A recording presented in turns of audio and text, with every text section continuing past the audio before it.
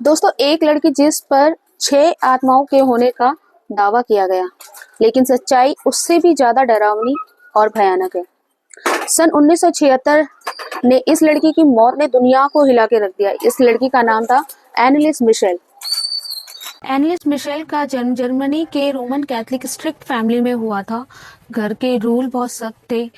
अब जब एनलिस मिशेल जब 16 साल की थी तो वो सोने के लिए अपने बिस्तर पर जाती हैं और अचानक सोते सोते उनकी जबान तालवे से चिपक जाती है और उनका शरीर एकदम अकड़ जाता है और कानों में अजीब अजीब सी आवाजें आने लगती हैं कि तुम श्रापित हो, हम तुम्हें नहीं छोड़ेंगे।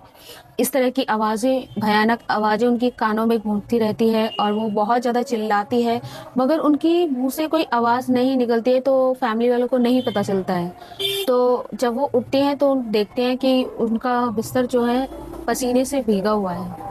एनलिस की फैमिली उसको डॉक्टर के पास ले जाती है, तो डॉक्टर उसे बोलते हैं कि एनलिस को डॉक्टर सिजोफ्रेनिया करके बीमारी है, जिसको आम भाषा में मति भ्रम भी बोलते हैं। उन्होंने बोला कि इसको वो बीमारी है और इसको मल्टीपल पर्सनालिटी डिसऑर्डर भी है। तो ये सब डॉक्टर ने बोला उसको। फिर एनलिस की दवाइयाँ चली। दिन में 20-20 टैबलेट एनलिस को दी जाती। अब हालत इतनी ख़राब हो गई थी कि उन दवाइयों का एनलिस पे कोई असर नहीं हो रहा था। 74 में एनलिस का व्यवहार बिल्कुल बदल गया था, मतलब एकदम शैतानी व्यवहार हो गया था।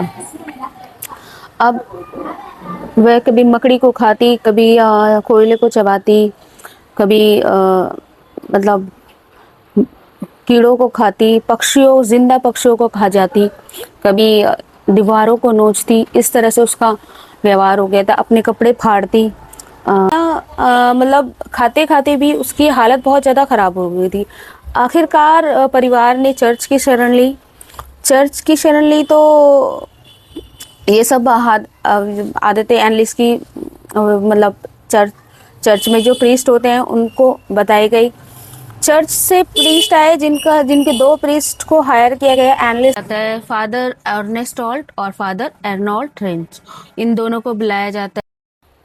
अब 1975 में एक्सोरिज्म किए जाते हैं। टोटल 67 सेशन होते हैं। 10 महीने तक ये एक्सोरिज्म चलते हैं। हफ्ते में 2 बार एनलिस को कुर्सियों से बांधा जाता है और उस पर 4 घंटे एक्सोरिज्म किया जाता है। एक्सोरिज्म के दौरान मरीज को भूखा रखा जाता है ताकि उसके अंदर बैठे शैतान को कमज़ोर बनाया जाए और उसको इतनी तकलीफ दी जाए कि वो उसका शरीर छोड़कर भाग जाए। अब एनलिस ने खाना पीना बिल्कुल छोड़ दिया था। उनका वज़न घटकर 30 किलो रह गया था। उनकी मदर बोलती कि तुम खाना क्यों नहीं खा रही हो, मगर वो राज जो एनलिस के साथ चला गया। एनलिस बताती थी कि उन्होंने वर्जन मैरी को सपने में देखा और उन्होंने बोला है कि जब तक तुम्हारे पास एक शरीर है, तुम्हारी तकलीफ़ें ऐसे ही रहने वाली हैं। तुम चलो मेरे साथ, और ये शरीर नहीं रहेगा तो ये तकलीफ़ें भी तुम्हारे साथ नहीं रहेगी। और 30 जून 1976 को एनलिस ने अपनी आखिरी सांस ली। अब कहानी यहाँ पे ख़त्म नहीं होती है दोस्तों। 1 जुलाई को फैल गई और जो मतलब एनलिस के बूढ़े माँ बाप और वो जो 2 फादर्स थे उनको हिरासत में लिया गया।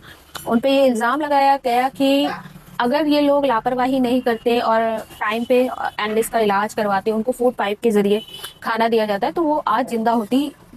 तो इसको लेकर के मतलब कोर्ट में बहुत बहस हुई। वो रिकॉर्डिंग जो थी, जो एक्सोरिज्म के दौरान फादर्स ने रिकॉर्ड की थी, उनको चलाया गया। इतनी भयानक वो आवाज़ें थी कि वहाँ पे बैठे जज, वकील और वो तमाम लोग जिनको पसीने आ रहे थे उसको मतलब सुनकर कि एक महज एक 30 किलो की लड़की जो मौत की कगार पर खड़ी है, वो इस तरह से अलग अलग आवाज़ कैसे निकाल सकती है।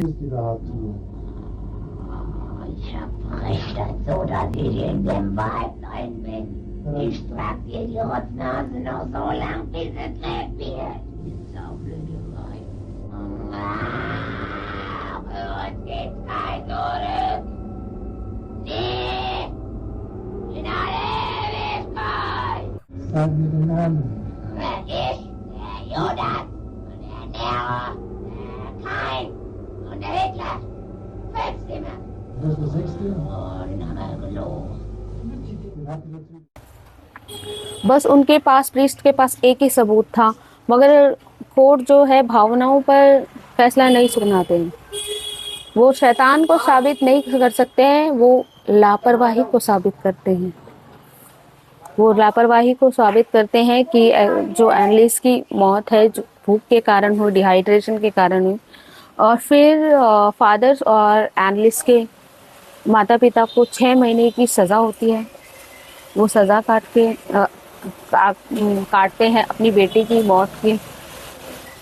अब इस कहानी को सुनकर दोस्तों क्या लगता है आपको?